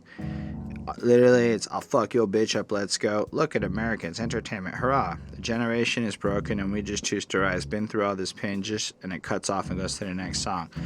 And I think it does, again, double down and reinforce the point of this album. I'll fuck your bitch up, let's go. That's what constant entertainment sounds like. Look at this entertainment. Then the broken sounding, this generation is broken, that we hear. And it really doubles down on the point of the album. It's like when you're changing the channels and you just catch a commercial for a second and then you keep going on. But it annoyed me as much as when I stuck on a commercial. Like, it didn't give me this like deep sense of awesomeness. It was like, okay, now that's talking about it in and of itself. When you are actually listening to this album and it's flowing through, it's so fucking short, it just blends in kind of seamlessly. But it also is something that I would never like go out of my way to just hit play on. It would only ever be heard if I'm A to Zing this album. So yeah, I give it a 4. I could live, or it's fine. I as well did give it a 4 on 5, but I do like the idea, the kind of like the vision behind it of switching through channels and having like that just constantly there on every channel. It's either like violence, it's either some type of vulgarity, some type of something, and just the way that they kind of go like, look at the American entertainment, like again, that commentary on what is being fed through the media, through just the broadcast television, is just what as humans we are being told to watch. Now, I say that in general because, like, look, to be clear, just because I live in Canada doesn't mean I don't have any of the American shows or anything that, like, we watch as well. So it's kind of the same hand at the same of the day. We all watch the same shit. We all can talk and have the same conversations. I'd say it's more true now. America got better TV for a quick minute. You had to be lucky enough to have, like, access to American TV back in the day. My back in the day. Your back in the day is more globalized. Fair. Because I'm talking like I had like satellite.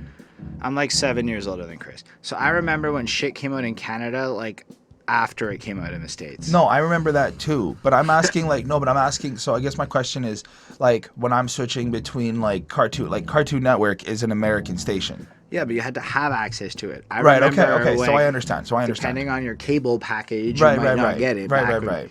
whereas now YouTube. Anyway, Right. it's cool. I gave it a 4. Yeah, no, I gave it a 4 as well. I did kind of enjoy it, and I do agree that it's not something you're just gonna like click on. It's really, really short. It just blends into the whole project. But on this album, it does. I think that when you're like kind of, I guess if you review the album or really are focusing on it, it does play a part in this whole grander picture of things. Yeah, it was 16 seconds. We talked about it for a real long time. I'm real happy to move on to something I have been so excited to talk about because the homeboy Westside Gunn just makes it a banger. Let's talk about Overcomer. This song is real fun. It's got the first part with Westside Gunn. It's got that like instrumental with like the ahs kind of inside of it. It just kind of feels more powerful, orchestral almost. Like it's got Westside Gunn on it, so we got Griselda up in here. And if you know me, you know I'm all about that pro Griselda attitude that we should all be pushing this group of fine young gentlemen forward. I just like it, man. All we did was slime dope. All we did was slime dope. And that was just fun, man. He flosses in through. And I like his sense of timing. Like, it just kind of like pauses for a second. I think it's before he says put 10 on your head, but like just a sense of timing where he just knows how to put the exact amount of space between his lines to get maximum impact and punching. I mean, lyrically, he's doing his thing. He flosses real well. Like fish scale pictures, wish you well. Heard you got 30 up north. I mean, he ain't need no scale. I think that's an interesting point because if you're up north, you don't need a scale anymore. You know, just pointing it out, you can't do your thing. Mm-hmm. So I don't know. It's kind of an interesting thing. I don't want to talk a lot about it from a conceptual point of view because it's Westside Gunn. He spits some real gangster shit I don't understand, but I love the way he spits it. It's for me, it's like 80% how he raps that. Like I could listen to him fucking say anything. So, reviewing the Westside Gunn project, Hitler Wears Armies 7. Reviewing the other project that Westside Gunn is on. I support Griselda. I love Griselda. I respect everything they do, and I apologize to everybody who may have gone, and killed me in the comments on that review of Solo for Westside Gunn. I said some really stupid shit, and I still apologize for it today. With that, though, you were fine. Westside does kind of just come in and do what the Westside Gunn does and just kills the track. That's what he does. But I think that there is a reason for this. So the song is called Overcomer, and Westside Gunn, for me, I was like, we're going to get a lot of dope slang in, a lot of like, I fuck this and I do that, and just that type of Griselda vibe. And then when we get to the Royce verse in the part 2, I feel like there's supposed to be a contrast between both of these artists. Again, like a bigger. It's also fits the entire motif of the album. Being exactly. No, 100%. Raising above the perception. So, what I like about Griselda is, yes, they rap a lot about selling crack and shit, but they're doing it from a perspective of we did this once upon a time. Yes, of course. Now we move music like it's dope, and we are the shit when it comes to this kind of music. So they are overcomers in and of themselves. Like, absolutely. Came home scrambling. All you heard was ambulance. Somebody got hit on the corner doing hands to hands. 12-12s up the minivan. It had the ceiling fan. Dashboard had the chandelier. Sold grams for years. Bagging up. Taste the tears. So it's just considering more the street vibe of what Royce has been doing. Of course, 100%. That's but what again, that's from like, that realistic shit, where I'm from, drive-by is overrated. If you got 5 bodies, then you famous. I was just, oof, like it's like showing the grittiness against the more pop veneer of bullshit that other people are doing with their stuff. And then I love the way he repeats it. All we did was slime dope. And then for a while, and you're just like, this is good. This is fucking fire. Yep. And then it flips into the second part where Royce kind of has this more pensive kind of tone of voice. I feel like Royce just took this time to like kind of tell everybody to back off. Not everybody, but definitely some people. Well, he does. Okay, so we'll get into that. Search of bright, like the breath of Christ, breaking every generational curse in life. Perverse, concise, make sure the verse is right. Return who adverse to the earth, make sure my hearse is white. Fair enough. Kind of looking for purity, looking for the truth of shit. And the contract Jewish to match the grand that's foolish, a Quran that's Buddhist, rapping some Mike Karen and the non-stack mullahs. I don't know. It seems like, he's being wise with it, showing his versatility. A Jewish contract to me sounds like you're shrewd with it, and a grind that's foolish sounds like you're pushing it too hard. And perhaps it's, but it also could be the Jews is ripping you off from the industry, etc. So I found that interesting, and I like the way he makes me think. Anyway, if I didn't get it, the album came out yesterday. I haven't had enough time to think on it.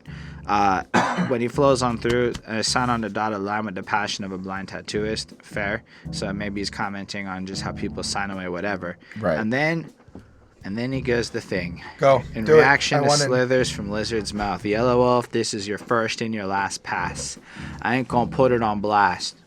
Really, Royce? You sort of ended up inadvertently putting it on blast. I digress. Your punk ass know what this is about. And so do we all now, because the story's out. You think it's about being loud or trying to be hostile till you get found face down on the ground inside of your rock house. Though you a vulture pundit, I hope you get sober from this. Men lie, women lie, so do numbers. Now, if you're watching this channel, there's a good chance you follow hip-hop media, therefore you know all about all of this shit because it was all the rage when this song came out. Here's what happened in case you don't know the story. Some dude from Royce's camp went down to Yellow Wolf's camp, and Yellow Wolf's DJ, he used a word, a specific word. A word where if I say a hard R, you understand what the word is, and he used that version of the word. It's not nice, at least from my understanding of the shit. Dude went up to Yellow Wolf to complain, and Yellow Wolf is like, listen, you want to be down around these parts, you have to accept that people will say insert word with hard R, and you're just gonna have to shut the fuck up and accept it. And then when you watch him talk about it in interviews, you can see how he's alluding to how people are too comfortable behind closed doors using this particular word. And I was like, fucking Yellow Wolf. What are you supposed to do to that, right? Like, you're like, come on, Yellow Wolf. Like, you did the rebel flag thing. Fine, the rebel flag is a convoluted subject. I don't really know enough about the history of it to understand why it could be defended, but fine. He grew up, he wrote his 7-minute open word poem saying he understands he was wrong and shit. But to find out he's dropping N-bombs in 2020 or in 2019, it's just like... 2020. Well, I don't know when this occurred. It could have been last year. Fair. I'm just saying it's disappointment. It's like... and it adds some credence to the idea of being a vulture pundit, because if you're really about the culture... you probably would not use that word, understanding the history of everything that the culture represents. But then I like how he flows. The energy never lies when you're an overcomer, and it never dies when you're an overcomer. So it just kind of shows that he's pure. He's going to overcome all the obstacles of life. Then it's kind of whatever. I didn't find it was the most enthralling part. It's still extremely good. It's still commentary, I guess, on to get richer, to poor, get more greedy, just a little bit on the system, how it plays out. Everything's still kind of fucked up. He was labeled drug-related by the coppers. A government that went through the Republic has been subjugated by the mobsters. This is all real history shit. He's not even lying. Martin got shot on the Lorraine balcony, became alchemy. We spit out in the hospital when suffocated by the doctors. Micah was sniped at 6 at night precisely by a laser. Mac Miller died pleading for his life, reciting God's prayer. And then, it's pretty powerful, commentating on just how the real ones seem to keep dying and shit. And then I like how he ends it. Prince, when he told Nas, own your masters or your ass out. Best rapper between Cardi and Meg Thee Stallion is Cash Doll. And I kind of like that. I liked how he was kind of like flow of consciousness, answering certain questions, kind of settling certain things in his own opinion. But I also think that, me personally, I was just like, why do I care? I don't know why. Why you would care about what? Cash Doll and Cardi B. I just thought it was funny. I thought it was a clever line. I don't know. I just felt like some of the things I was just like, eh. No, I mean, I still think it's a commentary on how you're getting the money. Right. But also, she kind of looks like an in-between of the other two, so it's funny.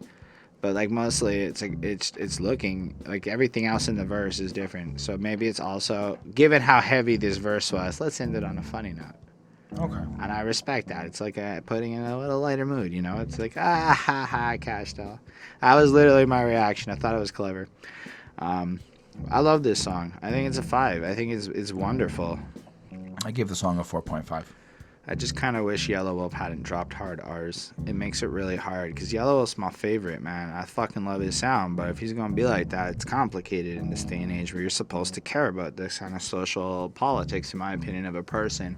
Meaning that if dudes rape little kids and stuff, we shouldn't bump their music. Or if Woody Allen's a fucking creep, don't watch Woody Allen shit. Like, it's just kind of, I think we should not separate the man from the artist as much as people like to promote that we do. And I say that knowing maybe one day people think I'm an asshole. Fine. But, like, I think that depends on the conversation we're having. no, I mean, in all conversations, look at Yellow Wolf. He used that word. If he's comfortable promoting that in the defense of that word, Right. then should I be supporting Yellow Wolf? We on different ends of the spectrum now. I don't think we should be fraternizing. Like, it's one thing to, like, have an open and honest conversation, but to me, it's kind of ignorance there. It's 2020. You just don't do that. It's unacceptable. So if he chooses to become better, apologize for it, move on, cool. But if he continues to be like that... So, like, for example, and this is going to be so childish, but, like, block the Yellow Wolf gate, right? Protest his next album, boom, boom, boom. Moment, like, let's say a couple of years later, he comes out and he's like, I apologize, I'm a better human being, blah, blah, blah. It's like, go back to those albums and... Yeah. Okay. It's not about his music. It's about the character. him. It's about, yeah. And the fact that my actions are to support the guy or to not support the guy. And if he's choosing to represent political ideas that I find wrong, then by supporting him, I give credence to his ideas. So if he promotes the use of that word, and I am against the use of white dudes using that word in any context, then I enter hypocrite realms. Now, will I listen to Yellow Wolf again? I don't know. It's complicated. He fucked me up with this shit, and I've been thinking about it for like 3 weeks, but I've skipped every Yellow Wolf track that's come on shuffle since this happened, because it's like, fuck Yellow Wolf. I can't not think about it when your music comes on now. And if Yellow Wolf does turn out to be all super noble, and I'm all into redemption, it's just that quick. You just got to acknowledge you did wrong and move on. I don't see another path forward. It's just kind of what it is. Anyway, you wanna move on? We could talk about the Miss Grace interlude. I don't think we need to completely rehab the conversation on being honest with your kids, but I think this is great because the first one kind of showed, maybe teach your son to be a bit of a hustler type shit. This one kind of follows suit and goes, yeah, your daughter also needs that, and I love how he kind of shows the strength of it by having her hold these different kinds of bullets and have her identify what the round is, because that's a relevant and important detail in her existence. I may be wrong, but I think this is an actual video that I've seen. Okay. I may be wrong, but I think it's very powerful when you watch the video because she builds the gun. So you should go get the video and annotate it on Genius and get yourself some IQs. Anyway, and then he goes, Miss Grace, you're doing a good job to our family and friends. You're doing a good job to our family and friends. What is that called? Nepotism. So that's interesting, too, to point out such a fucking powerful cultural thing. Nepotism is literally when you hook up your family and friends and shit. It's not about meritocracy. It's when the wrong people get the job, and when the rich people have the power and nepotistically control the system, then nobody can rise up. If you have a bunch of friends who don't do shit, are they an asset or a liability? Liability. And I'm like, that's the best thing ever, because how many people do you know that just choose to be loyal to stupid fucking friends? Like, here's the thing. There's not a friend in my life that I would not cut out at this point if they turned into a liability and just end it. I don't even tell them. It's over. I've just never talked to them again, because that's where the world really, it's kind of how I feel. People either add or they take away. And then I like how he, talking to the young lady, points out the sex offender list and how many people are registered sex offenders. And then tells her not to be a bitch and a hoe. And then who's Huey P. Newton, What are the Black Panthers? And then who's coming to save you? Nobody. I have to save myself. And if I die today, what's your job? Pick up and live off. Pick up where you left off and take care of my siblings. He's like, good job. And it's like, damn, it's like training his daughter to be a general off the jump. And I think that's powerful, right? Because for one thing, it shows it doesn't matter if you're a boy or a girl, you're powerful. Yep. And that it doesn't matter if you have a son or a daughter, you have to be a fucking parent. I thought this was really strong. I thought it was really cool, and I gave it a 5. I gave it a 4.2 on 5. I thought it was really cool. I thought it kind of matches the same energy. I thought I had to play this a little back a little bit because I thought it was also really scary again. But this is a little bit more scary. I think it's just because it's a daughter, and I'm kind of just like looking at it if like I had my own daughter and having this conversation with her. But I agree. Like I agree. I think that being honest on how men kind of look at women, treat them, and will say and do certain things to them. I like how the father is taking the time with his little daughter at a young age to kind of engrave these, like, you matter, you are important, you are gorgeous, you are a queen, you know, like, instill that courage and that bravery in her at a young age, as well as the same thing he did with his son. And I do agree, it's like, it doesn't matter boy or girl or nothing, like all of our kids in general should just be instilled with this pure honesty, and just, this is kind of what you need to be with, kind of what you need to know to kind of move forward. So yeah, Awesome. What did you give it? 4.2 on 5. Fantastic. So we're going to cut this at the end of part 1. There's a little bit more than half the album to go, but it seemed like a good time to cut it. Thank you for watching so far, everyone. You guys are wonderful. And you ladies, if you happen to be here, but like it's like 99% dudes. So we appreciate y'all. Feel free to subscribe to the channel for part 2 and more content. Like the video if you did. If you do happen to leave a comment, I'll make that effort to come through and talk to you in the comments. That's what's fair and cool. And special thanks to the patrons. Ismail Gadamsi, Chris Pratt, Jonathan Barnes, EJ Black Hurricanes, Lindell Williams, Coney Sparks, and Scribble. They're dope. They support what we do. Helped us upgrade a little bit. We technically have a really shitty website now. So if you go to behindthatsuit.com, you'll see nothing because I made a post and then I deleted it by mistake. And so I'm gonna have to write up more shit. And like this episode that we're recording now is hopefully gonna be like the first post on the website. So yay! Let us know what you think about that and what you want to see on the website. But anyway, patrons are dope. You get to tell us what albums they want to review. So if you want to support this channel and help us get to that next level, like we have some big dreams that we want to bring to life, and y'all would be dope. Anyway, we also make music, so you can check that out over on this channel. We're on Spotify. I dropped an album called The Alternative Grind. My name is Holden Stephan Roy. Anyway, let me know what you think of that. And we have to go get ready to record number 2. So in the meantime, I hope y'all have a stellar freaking day and live long and prosper, everyone.